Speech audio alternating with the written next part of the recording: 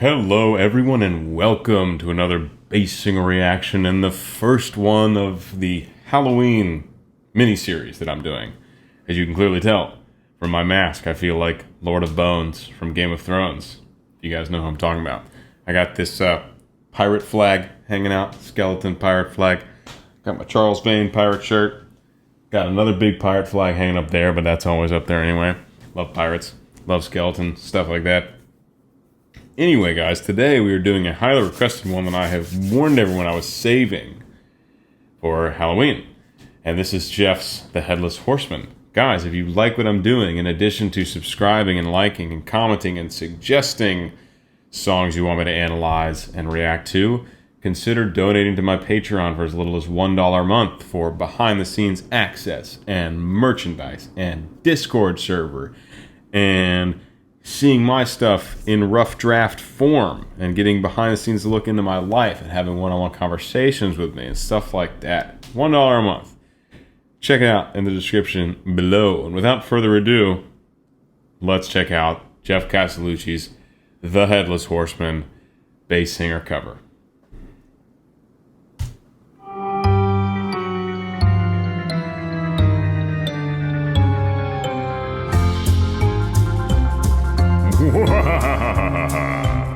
Now gather around while I elucidate on what happens outside when it gets late. Along about midnight, the ghosts and banshees get together for their nightly jamborees. There's ghosts with horns and saucer eyes, and some with fangs about this size. Some short and fat, some tall and thin, and some don't even bother to wear their skin. Well, I'm telling you.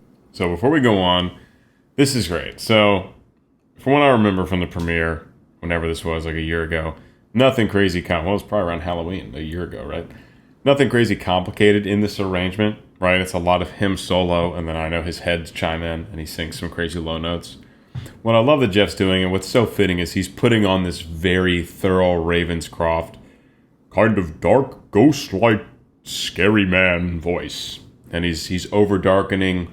What he's doing is he's pulling his tongue back, he's blocking some pharyngeal space, while also creating more pharyngeal space by lowering his larynx. Let me show you the difference in what this sounds like. If I sing a note with my larynx normal position, no pharynx space, and then I go same note, same exact power, just a lot more space to resonate in. You can hear the difference very easily, right? That's what Geoff's doing. So he's doing that, and he's intentionally pulling the tongue back farther to do what we in opera called over-darkening, where it's taken too far to sound good when you're singing, or to be healthy when you're singing. It actually puts too much a strain on the hyoid, the connections to the hyoid bone. That's where everything is, this bone right here. If you can reach, there it is right there. Yeah, you don't want to pinch that too hard. So much in your whole singing apparatus is connected to the hyoid bone. That was a long tangent of saying Geoff is imitating the thorough Ravenscroft, over-darkening, kind of character ghost, evil being voice. And it's perfect. He's basically sitting here, clearly having a good time, and like telling a scary story around the campfire. It's like exactly what we want in this song. So, great start.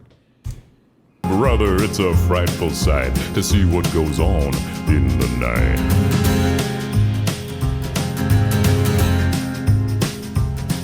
When the ghosts have a midnight jamboree, well, they break it up with a fiendish glee. Spooks are bad, but the one that's cursed is the Headless Horseman. He's the worst when he goes a-jogging across the land, holding his noggin in his hand. The demons take one look and groan and hit the road for parts unknown. Before the heads chime in, we're in F minor, I think.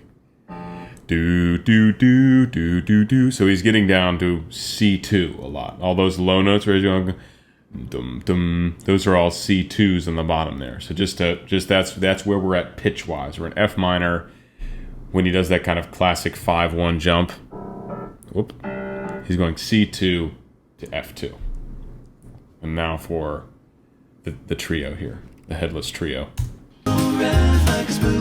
I keep finding my shoulders want to bounce because it's like a weirdly like fun song, even though it's like scary.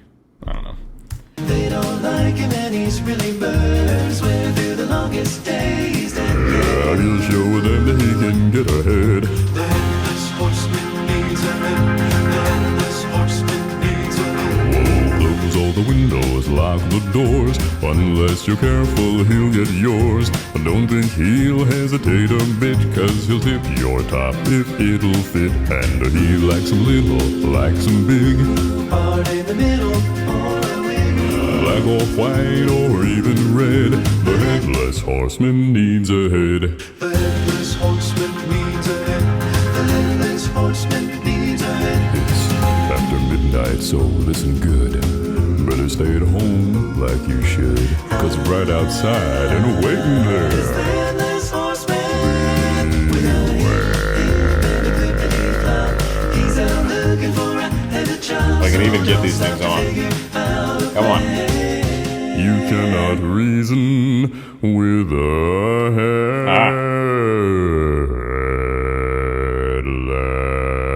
headless man.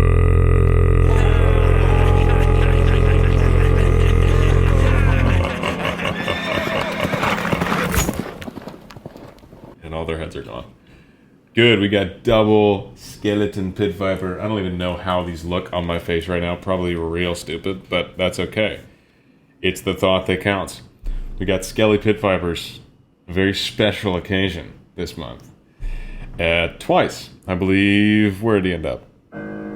G sharp 1 chest with the eyes glaring earlier, and then an F1 sub, thick and exposed and awesome, and pit viper status. Double pit viper status. Let's go back, because you know how I like to listen to these pit viper statuses while I'm actually wearing the pit vipers? I feel like it adds the credibility, you know?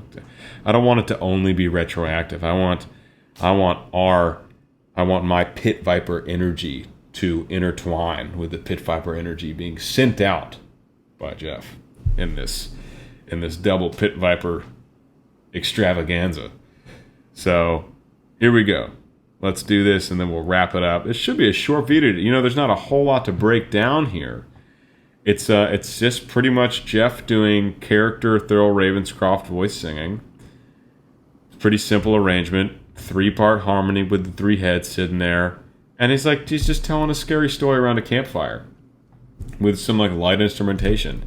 So there's not a whole lot to break down. I think this will probably be my shortest reaction video. Plus there's not like really anything to critique. I mean, it's what we want out of this song, you know?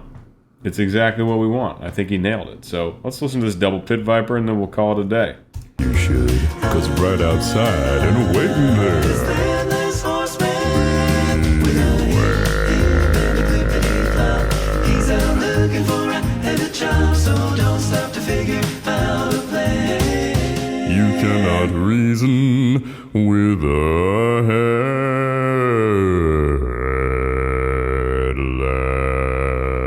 man.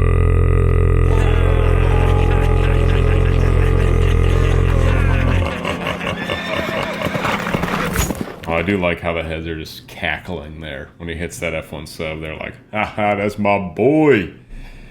Yeah. Guys, that's awesome. What more do you want out of this cover? What more do you want out of the Headless Horseman bass singer cover? He gives it to us. Double pit viper status, skelly pit viper status.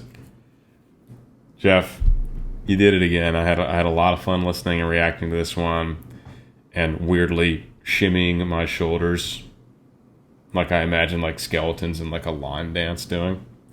Some funny, weird, like Beetlejuice-esque, scary / funny thing. That's what this vibe is to me. So I hope I characterized that really well with my dance moves. That was really my whole goal of this presentation. So let me know if I nailed that in the comments. I'm being totally serious right now, obviously. Guys, I hope you enjoyed this. Hope you enjoyed my analysis, my reaction, all that good stuff. And I'll see you next week for the next Halloween reaction extravaganza. Next week is... I'm not sure, but you'll find out then.